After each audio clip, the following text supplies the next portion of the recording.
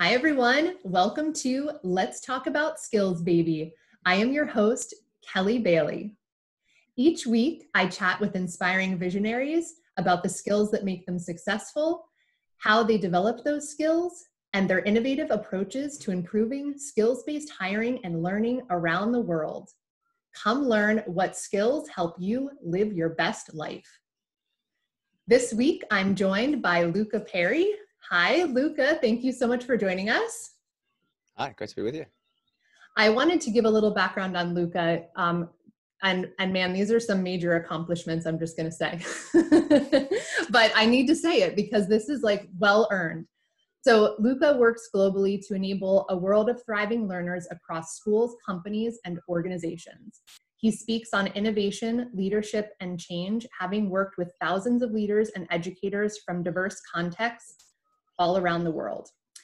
He speaks 5 languages. I mean, that just like, I love it. He's visited over 80 countries, which I'm definitely jealous about. He holds 2 master's degrees, one in instructional leadership from the University of Melbourne and another in applied linguistics, and has also completed executive studies at Harvard and a residency, is it at the D School? Yeah. Okay, at the Design D School at Stanford. I am totally not familiar with the D School. What is that? Yeah, it's an amazing multidisciplinary institute, which is housed within Stanford itself. And so if you're a student at Stanford, you get to kind of cross-enroll. And it's one of the most amazingly creative spaces I've been lucky to hang out in, frankly. And they're doing some remarkable work, particularly around equity. That is amazing. That is amazing. I'm just surprised that I haven't heard about it. Well, and he is also the CEO of Learning Future. He is committed to transforming learning structures, systems, and societies so that we better empower individuals to develop the key human capabilities that matter most now and into the future. And he also sits on the executive of Karanga, the Global Alliance for Social Emotional Learning and Life Skills, which connects the global education community at the forefront of the future of education and social emotional learning to empower children, educators, and communities across the globe. That is like amazing. So I think you've rephrased that even, you've done a great job rephrasing that. I might take your version. No. I'll send you the copy. Thanks, Kelly. No, but it's really impressive. I mean, honestly, and I think like based on all of the conversations that I get to have, I just really absolutely admire the work that you're doing. So it's such a pleasure to have you here with us today. But I've given sort of this high level overview. I just want you to share with us a little bit about your story more in depth. I'd love to hear about kind of how you've navigated what led you here today now. Kelly, the first thing I'd say is there's so much alignment in skills, let's talk about skills. So I'm incredibly excited for this conversation. I would say in summary, I'm an educator and I started my career as an educator, and I really do imagine I'll finish it if I ever do as an educator. There's something about being involved in the development of human beings in the beautifully dynamic process that we see either in our roles as teachers, as leaders, as organizational leaders, as parents and caregivers, whatever the case might be. So that's what I've become just really quite fascinated by. I'm also a massive nerd, and I think you can tell that from my bio. Like, I just love the process of learning. And amazing. For me, it's the constant emergence of something new. Like I hold my passion tightly, but my ideas lightly, as the saying goes. So, I am fully prepared to be changed by our conversation today. And I'm sure that I'll walk away a different person, because that's frankly what a good conversation, dialogue, discussion, so true. Socratic debate is about. And I realized that after our first conversation, by the way. Yeah, I know, right? I'm glad we get a second one. Joking. When I left my room after that night, because that was like the last call of my night, I was like, yes. and your kids rolled their eyes as normal, said, "Oh, I just had another conversation." Yes. Yeah. So that's been, I mean, like many, I just am fascinated by learning and how it is linked to agency and therefore empowerment. Because, frankly, And COVID-19, where we sit right now, has really not just disrupted, but it's revealed. You know, I like this insight, which is crises disrupt, but they also reveal. And so it really has, you know, taken off kind of the covers of some of the parts of our societies and our structures and institutions as well, be they democratic ones, be they educational ones, be they health care, you know, which has been an enormous focus, and rightly so. Completely. So that it's interesting that I find myself here, you know, and I don't necessarily want to quote a white guy, you know, Steve Jobs, but he does have a good insight here, which is we can connect the dots looking backwards, but it's hard to connect them looking forwards. Yes. And in some ways, I look backwards on, you know, my experiences so far, the way I've tried to contribute to the world, and it makes sense, but that doesn't mean I have a plan from this point moving forward. You know, it's constantly emergent, and I am lucky to work on a range of great projects with really wonderful friends and colleagues from around the world. I started my career as a teacher, and actually after high school, I moved to Europe for a year and a half. I moved to Ireland for 6 months, to Dublin, and immediately I couldn't understand what my wonderful kind of, you know, teammates were saying some of the time in North County Dublin, playing the great sport that's Gaelic football. But it was a rite of passage for me. I was a young man. I just finished year 12. And I moved across the world to a new country. And that was a really formative part of my life, because I started to ask some of the bigger questions, which is actually, what am I most interested in pursuing? I spent 12 months after that traveling across cities and communities, different countries, different cultures. And I was just totally taken by the diversity of something like Europe and the amazing history and languages and gastronomy. And, you know, and of course, also feeling, frankly, like a little ignorant about, you know, being you know, an Australian and born in Australia, but both my parents, you know, migrating by boat to Australia in the 1960s. Oh, wow. Mum from Greece, dad from Wales. Okay. So hence the Greek Welsh name, Luca Parry. That makes sense. But, you know, yeah, so I, in some ways it was amazing going back and exploring, okay, well, who am I? What have my ancestors, you know, done? Where have they come from? What's their story? How do I understand that so I can kind of be the author of my own? And I came back after those experiences of, you know, saying I'm an Aussie, I'm an Australian, and realizing that I hadn't traveled and kind of done the work, the inquiry about what is the history of my own country that I can now call home, Australia. Yeah. So that was a interesting insight. And also the ignorance of standing next to someone, you know, a Swiss, and the Swiss are always used as the example, who are just code switching seamlessly between 4 languages. Oh, yeah. And, you know, I'm there as the kind of monolingual going, oh, well, I really wish I had a bit more capacity in this department. Right. So that was it, because really at 18, I spoke only English. I became deeply curious about the world over the year and a half. And I have always been curious about the world, particularly through my formal education, which in many ways did equip me, particularly through arts and the co-curricular activities. Right. I love to do drama, singing, musicals, performances, all of those. And I'd love to unpack that with you. But, you know, when I came back to Australia, I changed out of commerce, which I had gotten into education. And the reason for that is I had become so interested in learning. And I also realized that education is, in some ways, it's selling. It's actually, though, it's trying to create an experience where someone can grow, can evolve, and can step into their power. And so I might not have used those terms back then as a, you know, 21-year-old or 20-year-old, whatever I was. But then I experienced 4 years at a university in South Australia, became super interested in languages in particular, started learning my mum's language, modern Greek, from scratch, sadly. But I was doing that, and then also started learning Spanish, got to live and do an exchange in Chile for 6 months, again on that cultural interface, linguistic interface. There's nothing quite like as an adult being thrown into those types of environments and going, I have no idea what's happening. Your capabilities are really on show for everybody to see in that public failure and embarrassment. And I've got lots of funny stories from those times. I bet you do. Also, I realized that, you know, often, and we know this from language learning research, often it's the shame that people experience in failure, which is the greatest barrier to being a successful learner in that context. Isn't that crazy? So I'm a big advocate. It is crazy, right? But there's something happens to us as adults in particular Yes. where we shy away from vulnerability. And yet the learning pit, as we call it in education, is literally the best way that we can learn. It's the most effective. It's the way we I accelerate. literally just posted something today about some research that the company that I work for, our parent company, Strata Education Network, has been doing some survey research. And it said the second reason why most Americans don't go back to school or finish out education is because they don't believe in themselves. Wow.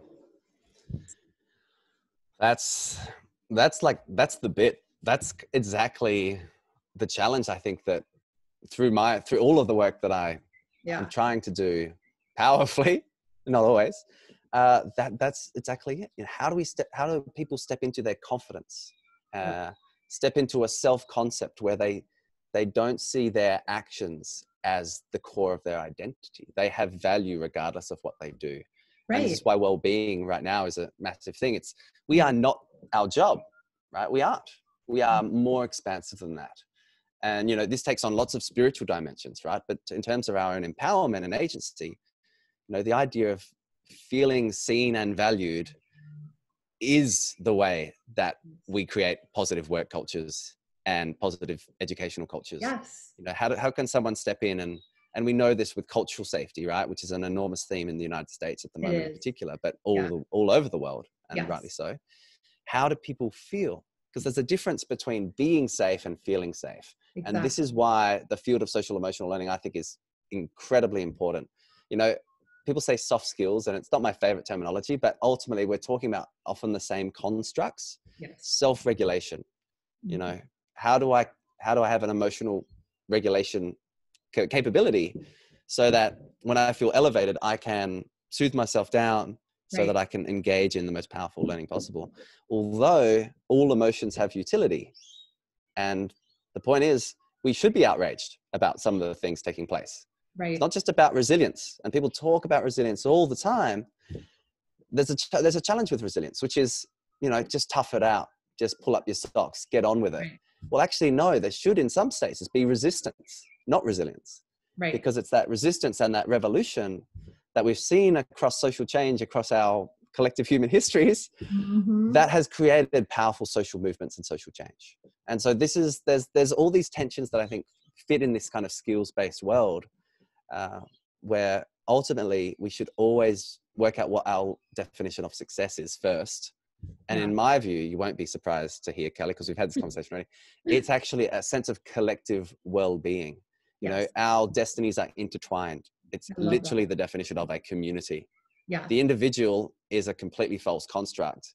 It only makes sense when you place it alongside other human beings. So what's the common unity towards which we are, what are we fighting for? What are we working towards? It's a better world, a juster, kinder, you know, more prosperous as well, because of course there is an economic piece to this around economic empowerment. But it's not enough. It's like, how do we create a holistic thrivability or flourishing frame of reference? It feels like this missing piece, you know? It's like this, because there's all of this great work that's been going on.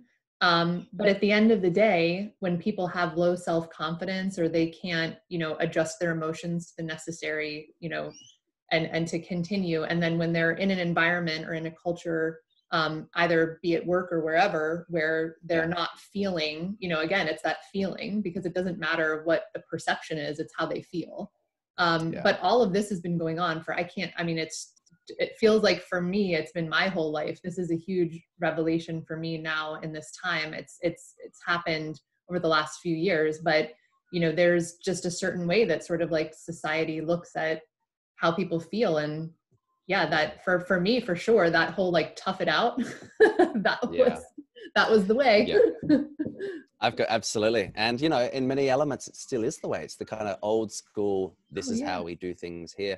My personal view, and there's some pretty good research that backs this up, and it's very well synthesized, communicated by Daniel Pink, for example, you know, when he talks about drive and motivation. And there's the thing called self-determination theory, which is the same idea, you know, which looks at agency and mastery and these other components that are crucial.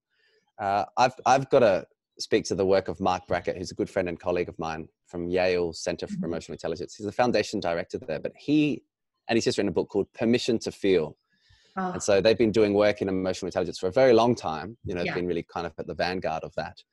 And so this is the idea that we need to give ourselves and each other permission to feel, because we have to acknowledge that we are emotional beings that think, not just thinking beings Yes. that have these weird things called feelings from time to time. Yeah. It is literally the integrated nature of that. And the neuroscientists now are validating that in terms of the neural structures of our brain. So, you know, the emotion and the cognition are intricately connected. So the idea of just, you know, get on with it, suck it up, take a spoonful of concrete, which is a saying sometimes, you know, to harden up. And of course, this implicates the field of masculinity in a really big way also. I was hoping you were going to go here, because I was like, ooh. Well, all these terms, you hear them as a man, you know, and I identify as a man. And so, you know, and particularly in different types of cultures, sometimes they're sporting cultures, and, you know, some organizations do it so much better.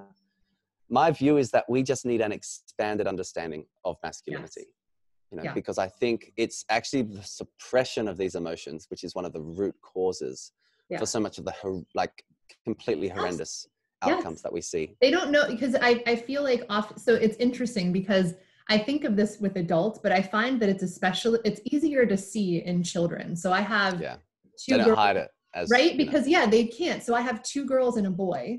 And it's funny, because what I noticed was, as adults, what it looks like from the outside is that, again, generally speaking, right, women tend to seem, right, the society tells us, right, that we are weaker, that we, all these things, right?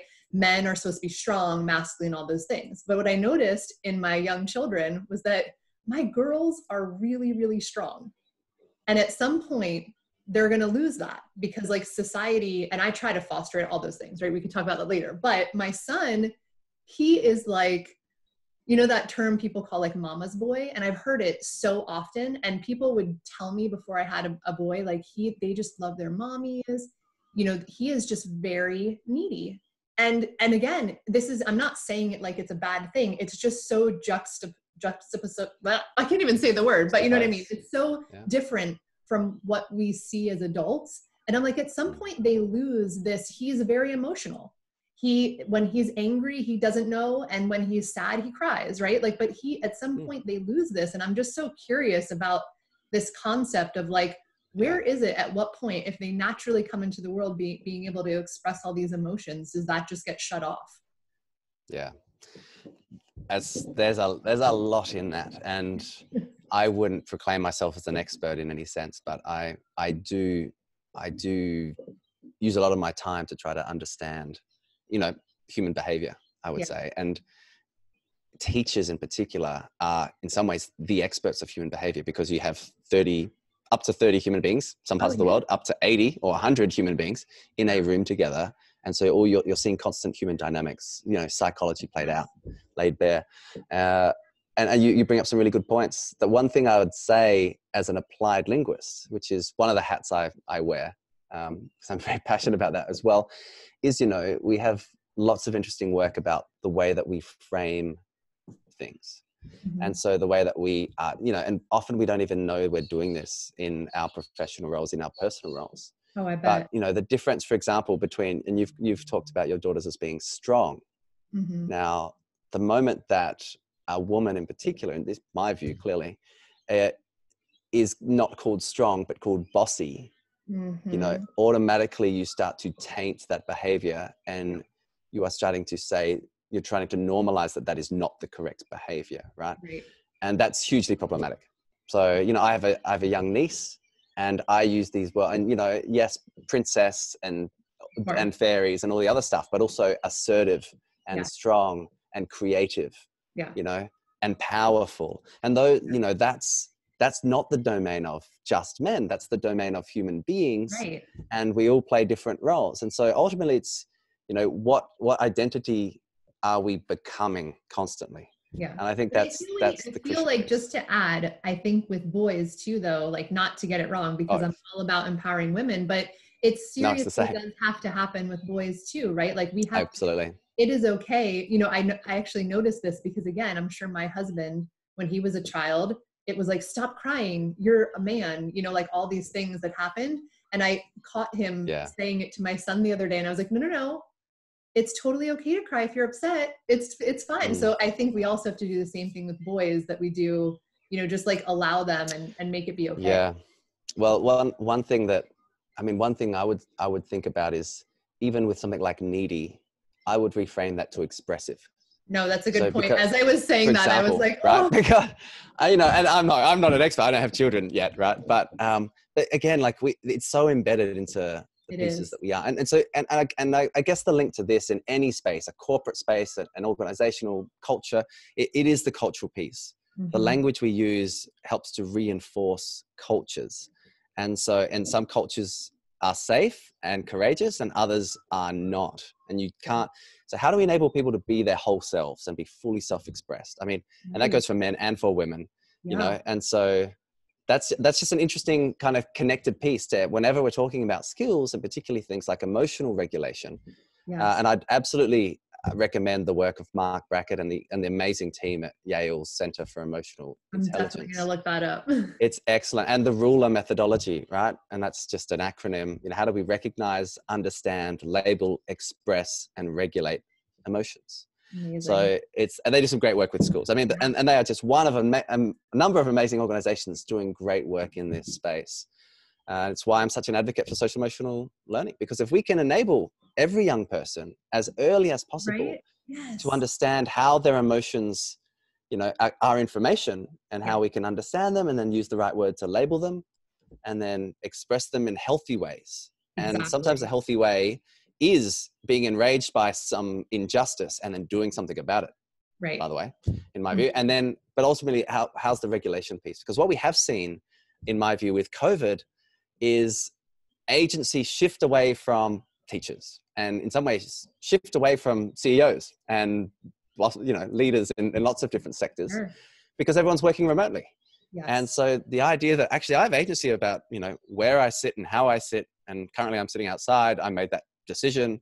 If we were in an office, you would be sitting at a table, and the level of agency wouldn't be there. So self-regulation has been one of the key skills of 2020, but it's one of the key skills always. But I think it's just been revealed ultimately, because, you know, can we stay on task with the crazy levels of ambiguity, uncertainty, and disruption that we see? And that's clearly like why we should talk about skills, and why we should talk about things like self-regulation being embedded into the learning and development approach of organizations.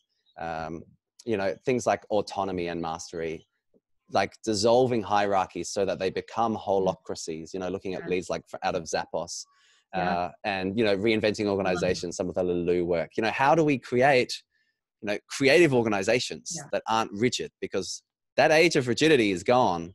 We need kind of agility right now. And there's a set of skills, and I think they are skills that still aren't totally centralized, even though we have industry now from a demand side, and also I would say much of the supply side in terms of education systems starting to talk the same language about the key role of skills, and the piece beyond skills, which is the key role of character or dispositions, which I'm also super passionate about and learning about. I was like, I know we don't call them skills per se, but I think they really are skills. I mean, you know, again, I'm not a fan of soft skills, that word either. I tend to say like human skills, or, you know, well, about 1,000 words. Yeah, it's true.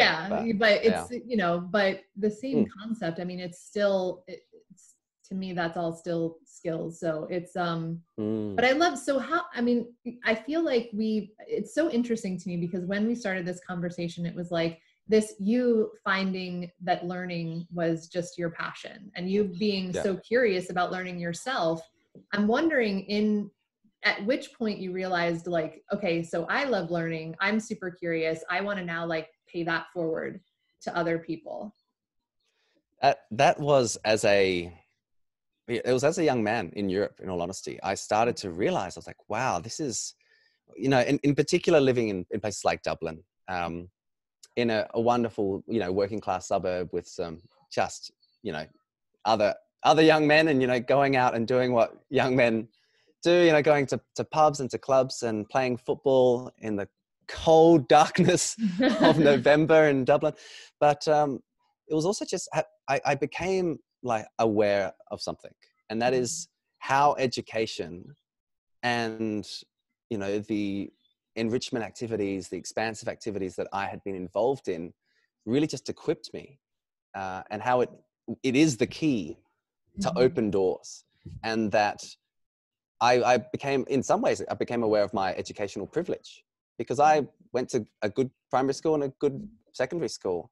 And that what isn't the case for, you know, billions of people around the world and young people around the world. So that's why I became passionate about it, because rather than, you know, selling a product I didn't believe in as a kind of in a business sense, I just could not see myself in that space at all. I felt, you know, like education is the key lever that we have to, you know, change. I mean, it's the key condition. And I increasingly use less of those mechanistic metaphors like levers and cogs and interventions, and more of the organic ones, right? Like, it's the key condition that a society has is high quality education for all, where we teach all children as whole children, as my colleague Stephanie Jones at Harvard would say. And that's the interrelation of social justice meets social emotional learning. Yeah. And that ultimately is why I became so passionate about it. I also realized that it's the key asset that we have. It's the greatest asset all of us have, is our capacity to learn, to unlearn, relearn, learn throughout life in lifelong, life-wide, life-deep ways, all of that kind of stuff. But Alvin Toffler said years ago, you know, the illiterate of the 21st century aren't those that cannot read and write. It will be those that cannot unlearn, relearn, and learn. Right. And I foundationally believe that. That's not to say literacy and numeracy aren't foundational skills that we all need, because they are, but they are the floor, not the ceiling, so to speak. So we need to go so far beyond that. And so that's just been my own experience, my own journey as a learner. And so I try to share that passion with everybody. No, I love it, because most people don't find that passion at a young age, you know, so I just find that portion of it, I mean, amongst all of the things you've done, just that portion of it so fascinating. And I wonder if, because you know, help and teach people and are so curious about learning, like, how could you make some recommendations to young people that might be listening? How can they go and find their passion, their special gift, whatever the thing may be, it may be? Like, is there some way to unlock that earlier? Yeah, great question, Kelly. I would say, and again, like, language always matters. It's the way we understand the world, primarily. And so I would say that we can't find our passion. We have to build our passion, or become our passion. So there's interesting stuff with complexity theory, right, around emergence. So recommendation number one is think of your life as an experiment, and create as many micro experiments as possible. You just do not know what you don't know. You know, the old saying, to be it, you have to see it. You know, like, how do you aspire to be something you have never heard of before, right? And that is literally the future of work is, you know, in 15 years time, the 10 biggest jobs probably don't yet exist, right? But they will emerge through the complex dynamic systems of society and of economy. So number one, experiment as much as possible. And if I could give myself advice as a 15-year-old, it would be, just, if you're interested in something, or you're like, I don't know about that, email somebody or call someone, or watch a YouTube clip and learn about whatever that thing is. Also, we have to think so far beyond a job. I do not ask. So recommendation 2 is, don't ever ask, what do you do? It's just not a question to ask anymore, right? Largely because it's, first of all, our jobs are going to constantly evolve, because that's the emerging future of work. But number 2 is that we immediately step into a status piece, because, you know, as human beings, we're constantly trying to manage our status within a room, within a tribe, within etc., in an organization, in a school, in a classroom. So, you know, number 2 is start to ask more interesting questions. Things like, what is it that most excites you about the world? Like, that's great.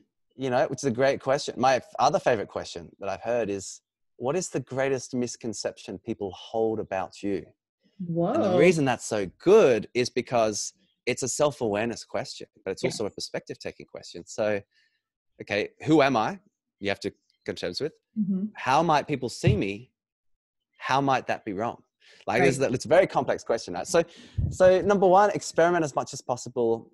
literally get people on the phone, ask to be mentored. If you're interested in something, test it out first. Do not do a 5-year degree to become, I don't know, a lawyer and engineer without saying, can I spend a day in an engineering firm? And what's funny is when you ask people, what's the worst that can happen? They'll say no, or they just never get back to you because their inbox is overflowing, like all of our inboxes. So those are the 2 big things I would say. But number 3 is, don't think about knowledge. Think first about character. And this is it depends how heavy you want to take this. You know, I've got my eulogy pre-written. Now that's heavy for some people, right? But actually that's about who I want to be at the end of my life, right? One thing we can all agree on is we're not going to live forever, even though Ray Kurzweil and others are trying to work on that so that we can, some of the futurists in our societies. But, you know, so like, what do I want to be? What do I want someone to be able to stand up and say about me and the contribution that I made as a human being? Yeah. Like, that's the most important thing. And then based on that, what skills do I need? Yep. And then what knowledge, high quality content knowledge do I need? And that is literally the way I think we should design all learning and development generally in corporations, in the not-for-profit sector, in government, and in educational institutions, tertiary, secondary, primary, early years. That'd be so amazing. Because right now it's kind of like you're just put on your path and you're like, here, you make some choices along the way, but it's pretty standard. Yeah. And what even is the path? Like, whose path? Is it our path? Exactly. Where are we giving away? You know, and I don't want to go into this whole field, but the whole idea of Bayesian machine learning algorithms, right? So where we have like those paths in what we know and understand they're being converged by tech to take us down particular ways so that we get the right type of marketing and, you know, advertising, personalized advertising. Mm-hmm. And that's because that's the business model. The problem with that is that how do we stay expansive? How do we stay open-minded? How do we have deep conversations with people with whom we disagree quite strongly? Yes. That's really important for the way that democracy functions, for example. Otherwise, we're all just yelling at each other and no one is actually listening. So that's it's a whole nother piece there as well to that. But yeah, that's what I'd think. Yeah. I mean, and at the end of the day, and this is a really great mantra, I think. Actually, I'll say one more thing for that.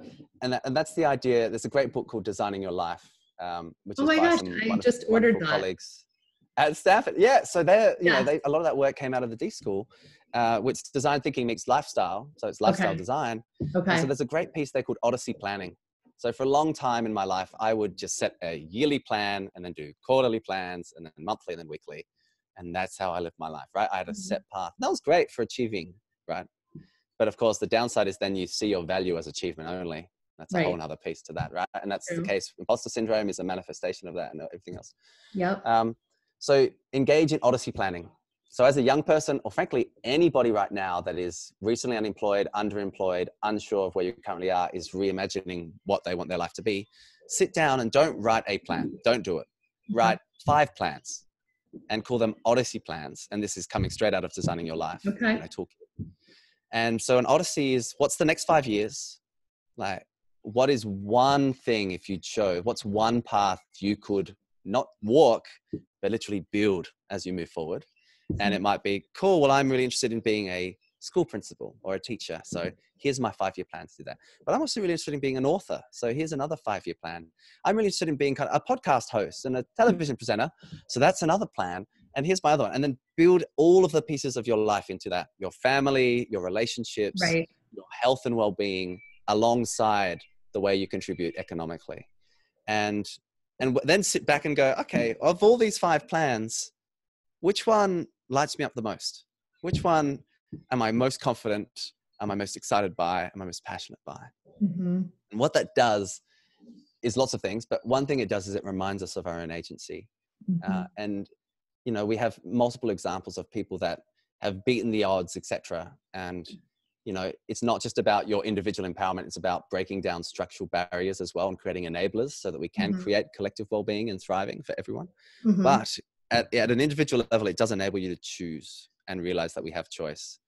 I think that's such a fantastic suggestion. I hadn't heard that before, but I'm like, now I want to reframe how I think about my goals. Well, you know, the goals are just goals that we currently choose. And so One of the best things I've heard is I don't write to-do lists anymore. Yeah. I get to do lists. Oh, Very subtle shift. Very subtle, right? Yeah. It's just a few words. Like, does it change anything? Well, maybe not. But for me, it's a constant reminder that I'm making a choice to do these things. And sometimes we just forget about the fact that, we could hang up this call now if we wanted to. It wouldn't make sense. But, like literally we could just do crazy things whenever we wanted to. But we don't often do that.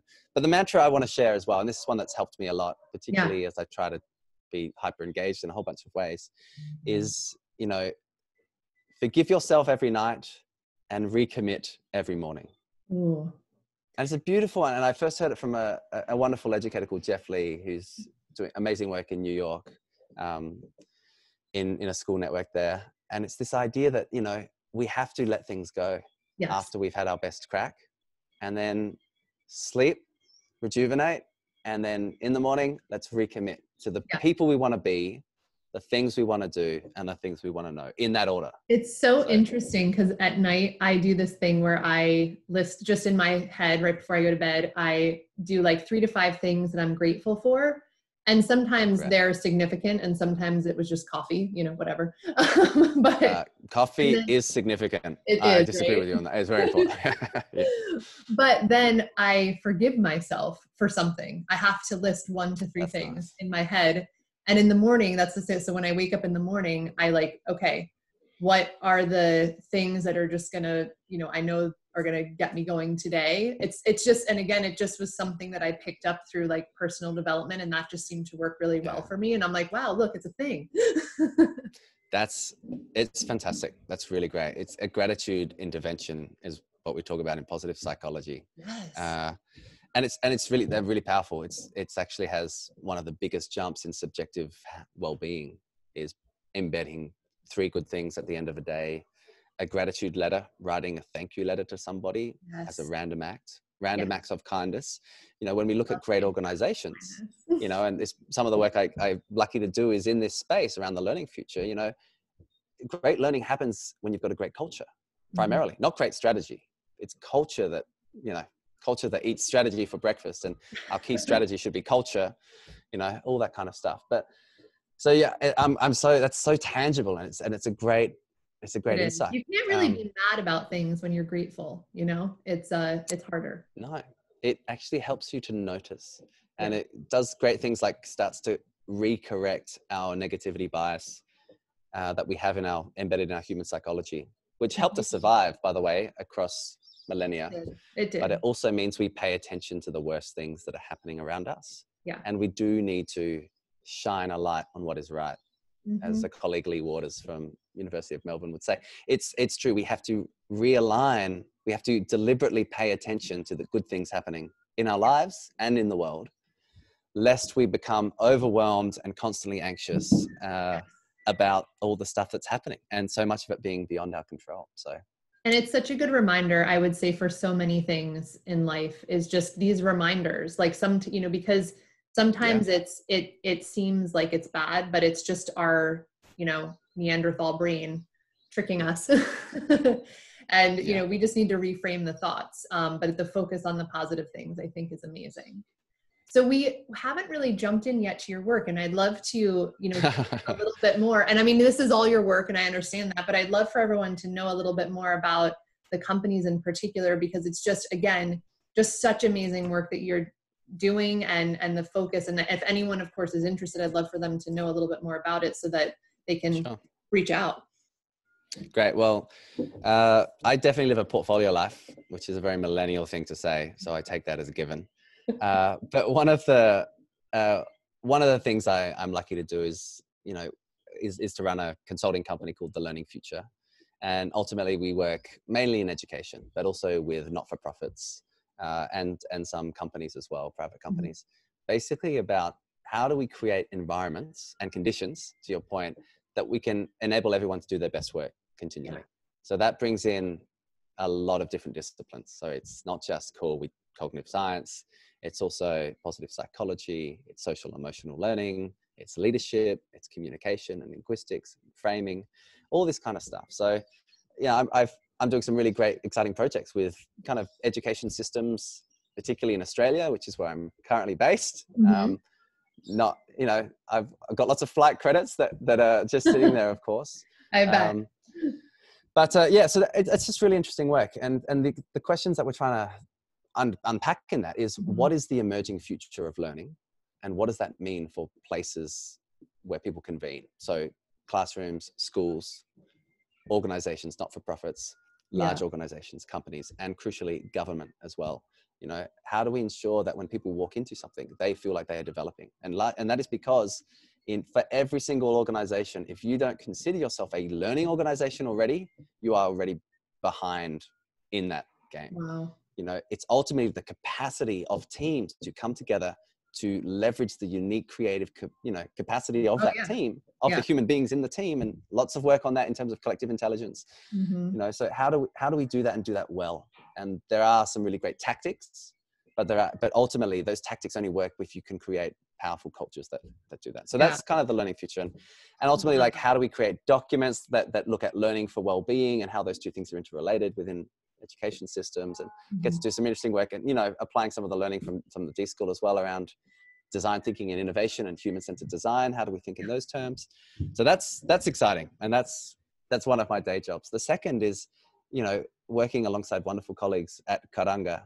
And that is the Global Alliance for Social Emotional Learning and Life Skills. And this is a distributed alliance of individuals and organizations that are doing wonderful work already in different ways, often regionally based, but all see kind of the potential of centering a focus on the social and the emotional alongside the cognitive.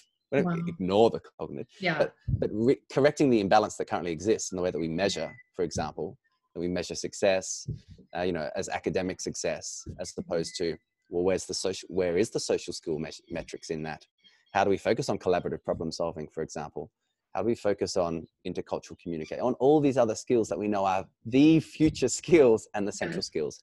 And, you know, big organizations are looking at this kind of work all the time. The European Commission that we've done some work with, the OECD that we're linked in with, you know, the United Nations, UNESCO, everyone is kind of working on this approach. I'm hearing the animals now. You can hear that now? Well, I am it in, feels you know, very authentic. country Queensland at the moment. No, I love it.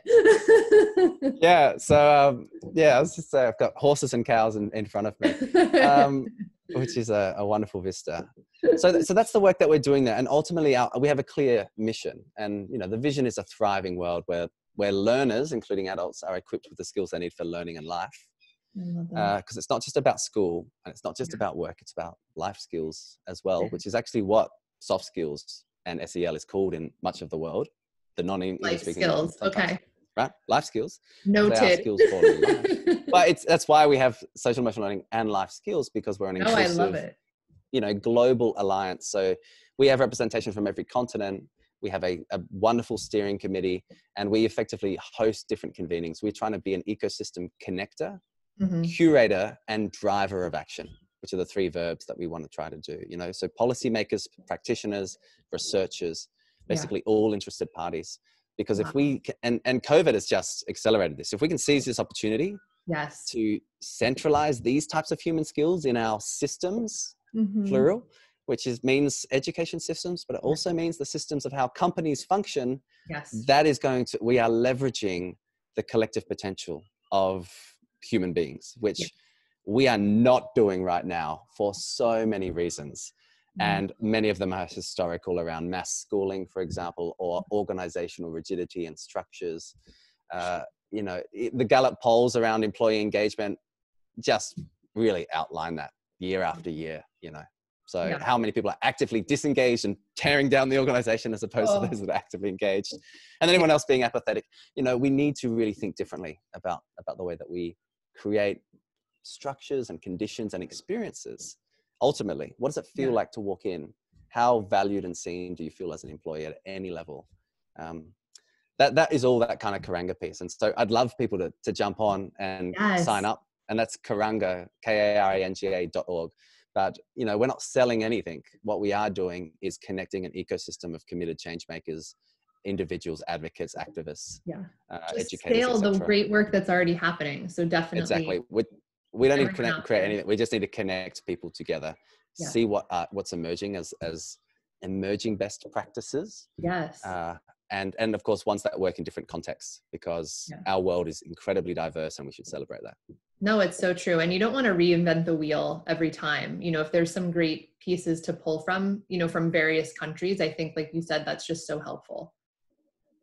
Yeah, it's a really great organization.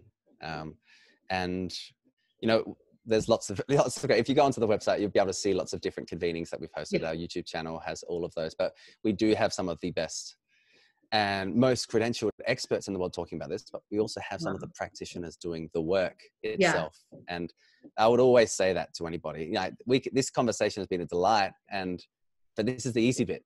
The hardest bit is being in a human system, company, organization, team, school, university. Those and changes. The dynamics, once the human dynamics are in there. When I was a school principal, I always used to joke that my easiest days were Saturdays, because there's no humans there, right? But it's actually the joy that we should all get as well out of doing this work, is that it's the connection that we can create and the growth that we can see in ourselves and our colleagues. Right. That's the bit that should inspire all of us.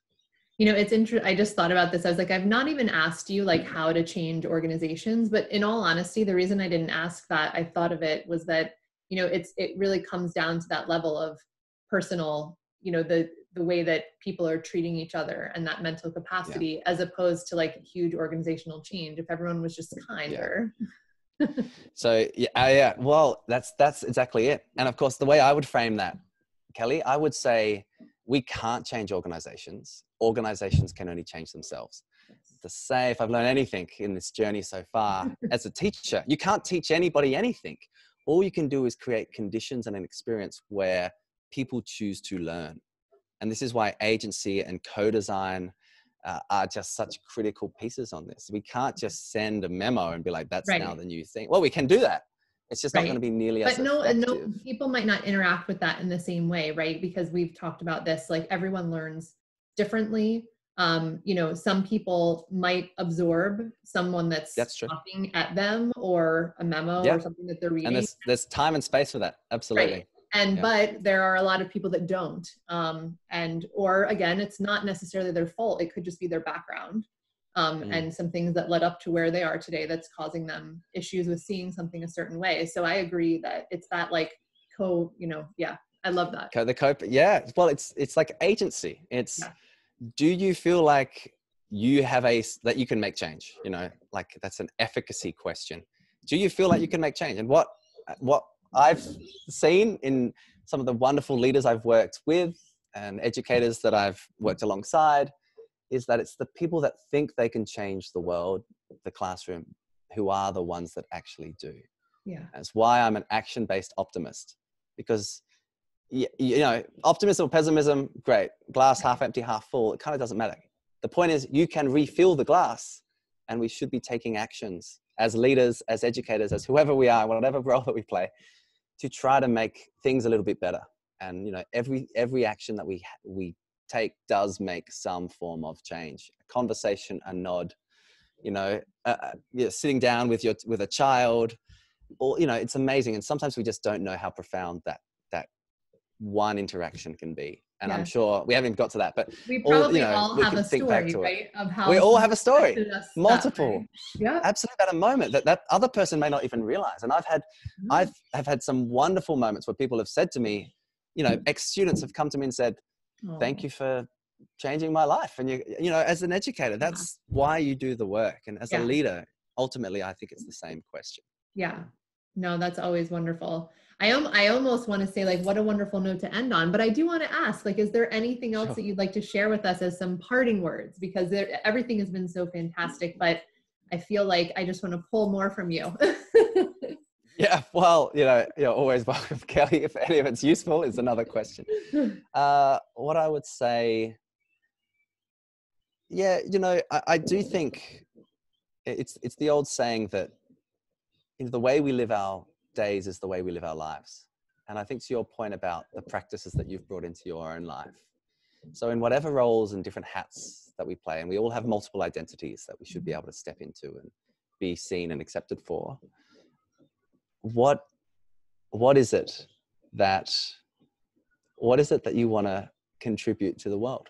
You know, like, it's a kind of contribution question. I think that's if we can ask ourselves better questions, that's a good way to start. That's a great question. And if we say, you know, when you're leaving that job, when you're retiring from work, and maybe even when we're leaving this world, what is it that you want to have contributed? Mm-hmm. And if we can get that question, and I mean that question in all different settings, including in big corporations, that we need to shift the economic models that currently exist, in my view, for a range of sustainability reasons, right? Mm-hmm. That's probably my offer, would be, how do we ask ourselves better questions, including what is the contribution we want to make to our world, our community, and to ourselves? That is fabulous. Well, I just thank you. I know that we could go on and on. I do. We really could. I know. One of People these have to days when we get endure back more. to traveling, I'm sure we'll get together at some event or another. But I really thank you so much for taking the time out to join us today, Luca. It's just been such a pleasure. I hope everyone's getting as much out of this as I am, because it's amazing. For those of you who'd like to follow Luca, you can find him on LinkedIn and Twitter at Luca Perry. That's LOUKAPARRY. And also on his website, lucaperry.com. I know he mentioned Karanga, which I'm butchering with my American accent, karanga.org. I'm going to post this all when I post this on social media with the links, and also the learningfuture.com. Those are the places that you can find him. Definitely go and keep tabs, because there's more to come, I'm sure, on your journey, Luca. And I just want to thank everyone today for listening in to Let's Talk About Skills Baby. You guys, if you enjoyed this podcast, I would absolutely love if you went on, left a review. If you subscribed, absolutely would appreciate it. And any feedback would be wonderful. You can find me right here as I try to point with my screen on Instagram, LinkedIn, and Facebook at Kelly R. Bailey. Thank you all again, and have a wonderful day.